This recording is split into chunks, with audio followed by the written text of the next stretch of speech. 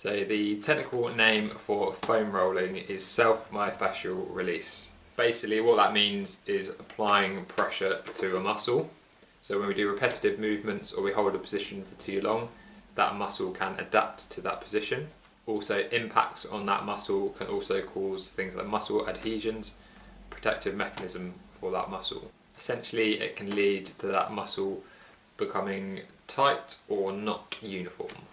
So through self-myofascial release, we basically want to undo that, so that muscle then becomes flexible and uniform. So we can do self-myofascial release using a foam roller or possibly something like a massage ball. So how do we actually foam roll? There's a couple of things we need to think about. First of all, what is the direction of that muscle?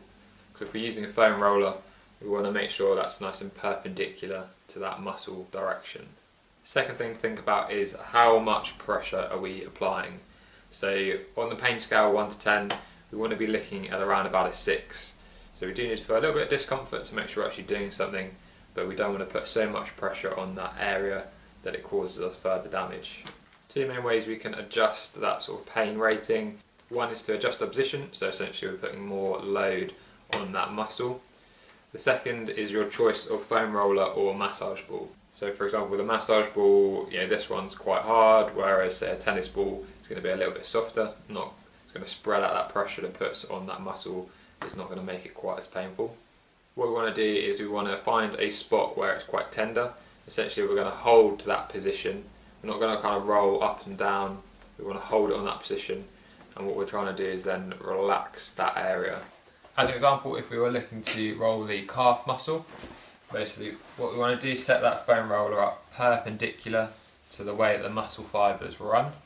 Okay, pop that under there, and then what we're going to do to start off with is we're going to scan the muscle. So we're basically just going to move up and down, and we're going to try and identify if there is a particularly tight spot. Okay, so for me, about there, quite tight. So what I can then do is think about that pain rating out of 10. So that's not too bad. So what I want to do is put my leg over, just apply a little bit more pressure and see if I get to that 6 out of 10.